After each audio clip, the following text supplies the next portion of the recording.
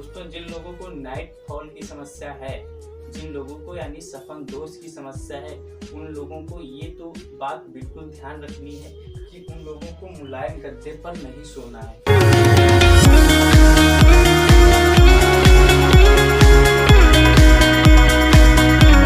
जिस व्यक्ति को नाइट फॉल की समस्या हो या फिर धात की समस्या हो, उसको ये आवश्यक परहेज तो करना ही करना होता है। जैसे इसमें आपका पहला हो गया मांस, मछली, अंडे और शराब का सेवन हम लोगों को नहीं करना चाहिए। दोस्तों ये आपके लिए एकदम जहर जैसा काम करेगा।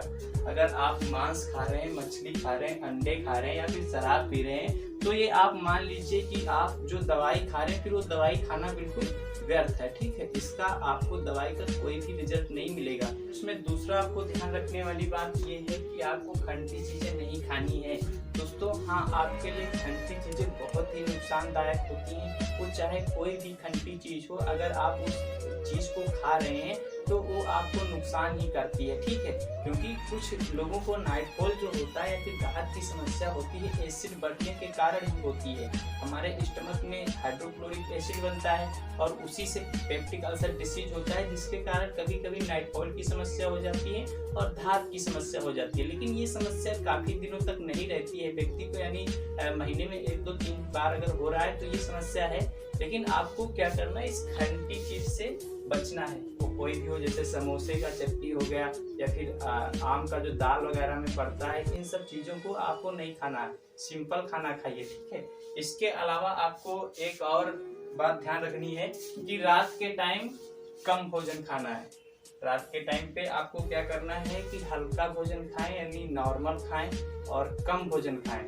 उससे क्या होता है, आपको थोड़ा इस चीज में आपको राहत मिलेगी। ठीक है, और इसमें जो आपको अगला परहेज ये करना है, आपको मुलायम गद्दे पर नहीं सोना है। दोस्तों जिन लोगों को नाइट फॉल की समस्या है, जिन लोगों को यानी सपन दोष की समस्या है, उन लोगों को ये तो बात बिल्कुल ध्यान रखनी है कि उन लोगों को मुलायम गद्दे पर नहीं सोना है। इससे क्या होता है, आपको नाइट फॉल होने के चांसेस बढ़ जाते हैं। मुलायम गद्दे पे नहीं सोना है और ज़्यादा देर तक नहीं सोना, यानी सुबह अगर हो सके तो 4 और 5 बजे के बीच में आप उठ जाएं, क्योंकि अक्सर करके 75% जो नाइट फॉल होता है तो सुबह के ही टाइम पे होता है। तो ज़्यादातर आप लोग बेहतर तभी रहेगा कि अगर सुबह के टाइम पे उठ पा रहे हैं तो सबसे अच्छा बेटर रहता है। ठीक है, इसके अलावा आपको क्या करना है, नग्न फोटो व रोमांटिक फिल्में नहीं देखनी है।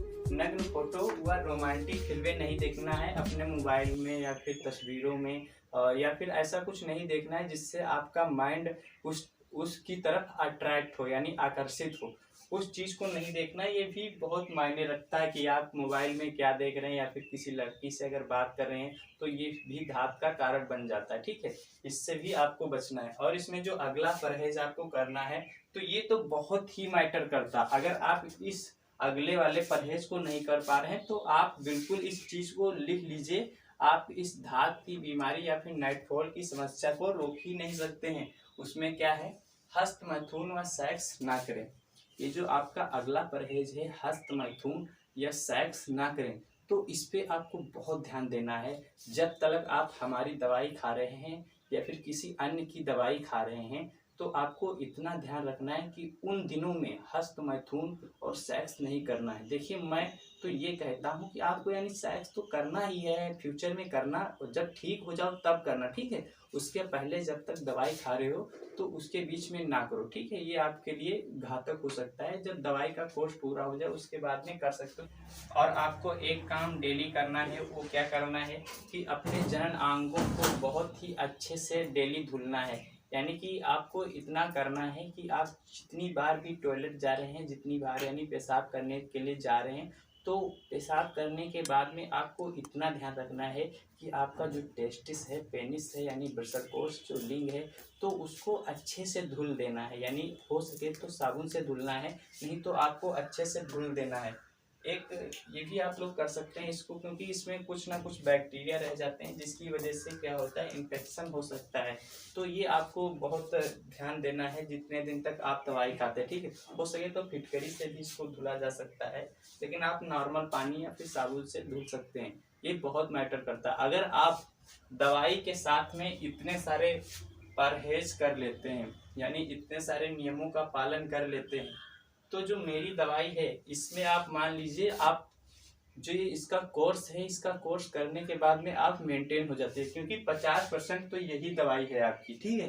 यानी 50% तो यही दवाई है, उसके अलावा 50% आप अलग से दवाई खा रहे हैं। 50% तो अलग से दवाई खा रहे हैं और 50% यही दवाई है। मान के चलिए